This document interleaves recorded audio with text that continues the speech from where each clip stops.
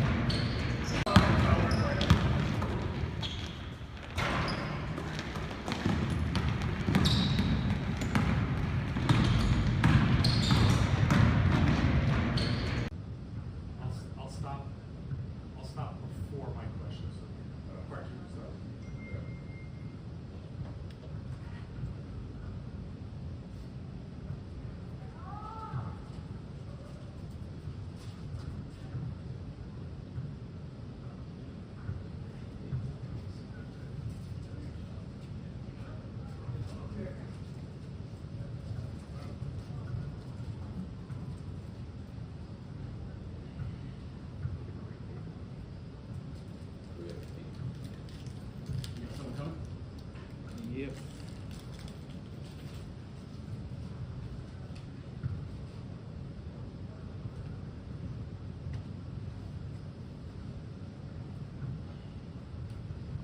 Good day today. Guys were locked in, intentional on the things that we need to get better at. So I thought they brought a really good mindset. Does from a good team, from a good game? Yeah, I mean, it could be a number of things, how coaches use their timeouts, how they use their challenges, play calls, coverages defensively, who uses 2-for-1s, who doesn't use them. What are the things that go into winning in a close game? But just like that, we talked about before, when you see a close game, we also watch the end of quarters, start of quarters, because as important as the last 2 minutes of a game are, those things aren't as important as starting quarters, ending quarters, and the first 40 minutes are just important as the last 8. So when you see a close game, it's also fun going to the beginning and the end of quarters and seeing what got to that point. Was that new this year? Is that something? A great place. He's working hard every single day to make as fast as a recovery as he can. So he's there for everything, and we can't go underestimate how hard he works trying to come back in a timely fashion. Has he been able to do much more on the court, just practice-wise for himself? Have you seen him do much? I have no idea. Are you optimistic you might get him back in this series? I feel like I'm a rather optimistic person in general. Joe?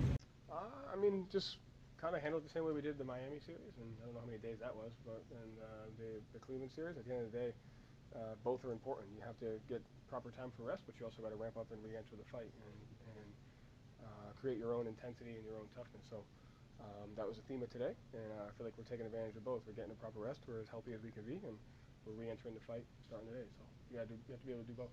What do you do other than game plan and study to kind of pass the time? Are you all hoop? Are you jiu-jitsu? What do you do in that span to kind of take your mind off? Yeah, I think both. Like we talked about with the team, it's the same. Like you want to get some mental and emotional rest, but you also want to stay in the fight. So you also got to stay engaged and locked in mentally, spiritually, emotionally, physically, because there's a fight coming up. It's going to be a long one, and we're just coming out of a fight. So it's like that space in between bouts, right? Like how do you recover, but at the same time, how do you not let your guard down? How do you stay in the fight? How do you stay ready? Stay engaged into the things that are important, that go into winning, that go into being prepared. I think, you have to, just like the team, I think the staff's got to do both. Protecting home court, is that something you guys have talked about. Yeah, it's funny. Does anybody know the records of all the teams in the playoffs this year at home? Yeah, I know. That's interesting because we're third at 4-2. One team 6-0, Knicks are 5-1, and everyone else is 4-2. So I think we've done a relatively decent job of protecting home court. At the end of the day, is you got to win regardless. Doesn't matter where we play. You got to win, and you got to do all the things that go into winning. So we just talked about that. Regardless of where the game is, the most important thing are the details that go into winning and sticking to those. Thank you, Joe. Thank you. With playoff rotations shortening and a lot of guys not getting any minutes, how have you seen kind of their engagement, and have you been able to use your experience as someone who's been a part of playoff runs but hasn't necessarily gotten play to kind of keep those guys engaged? For sure. I mean, you know, when you're in the playoffs, you're watching so many great players play, and like performances during these games are unbelievable. So as frustrating as it might be not to play, it's like you're watching this, it's motivating. It's almost like I remember being like a kid growing up, and you like watch an NBA game, you watch a player, and you're like, wow. And then my first instance was like, I want to go to the gym. So last year when I was watching these games and I wasn't playing, it hurt, but it also motivated me to come in the next day and like put in my work and prepare for the future. Not knowing what the future was going to be, but you know, I had big goals and dreams ahead, so that just motivated me to keep working. Yeah, I mean, it's like picking your spots, it's being confident to like, you know, when the moment's there to not shy away from it and be ready for it. And you know, I have the confidence in myself, but I think I've gained the confidence in my teammates to allow me to like, you know, go on one-on-one possession sometimes and hit a big shot. So a lot of that is like a balance with them trusting me and obviously believing in myself. Begin with, how did you use the downtime for yourself mentally, physically, and how excited are you to kind of get going again here? You get to like kind of like disconnect for a couple of days, you know, regroup, and then you know you start preparing for the next round. So kind of already started preparing for that, getting my rest, nutrition, getting my work in, and getting ready for this battle ahead. Humility. You don't really hear coaches talk about humility. What's it been like getting used to kind of that focus that he has on the mentality over the course of like the past 2 seasons? I think it's been really good. I mean, I've definitely learned a lot from him. You know, Joe really studies the game. He studies the mental side of things a lot. So, and I think that's our biggest growth this year is, you know, how do we prepare mentally for the battle ahead and staying in the moment and not losing ourselves. So that's what I've learned the most from him, and I think he's done a really good job with that stuff. How does that change you as a player? Because, you know, I think a lot of players have a similar kind of mentality, and it seems like he's challenging some of the notions that you used to have. Yeah, I mean, just like I said before, I think he, you know, we're so talented, and I think our biggest step has been how do we mentally bridge that gap of like with our talent. You know, if we become mentally as strong as we are talented, then we're, you know, really dangerous. So I think that's what we've really been harping on, and we've been growing on. So. Knowing how hard it is to win, period, in any sport, how excited are you to be in the Eastern Conference Finals? I mean, it's a great honor. I mean, this is where we want to be every year, playing for a championship. So we're just looking forward to this test ahead and, you know, getting this W. I know this is going back in time. Energy boost, you know, I try to come in and spark that. But at the end of the day, I just try to come in and impact winning. And that, like I said, that it could be a lot of different things. But if I'm impacting winning and I check the box score and I always have a plus whatever, then I did my job that night. Do you give him advice? Do you talk to him a lot? Does he reach out? How does that communication go? Win. I don't. Yeah, if we reached out for advice, maybe, but for the most part, he's been doing this for 10 plus years, and he's already won a ring himself. So I think for him, it's just about going out there performing and building on what his team has been doing. And Game 7s, man, they're at home, get a win. Joe challenging you defensively and some of the crazy drills that he's going to make you guys go through. What's it been like kind of getting used to his style and his focus on the mental side of basketball?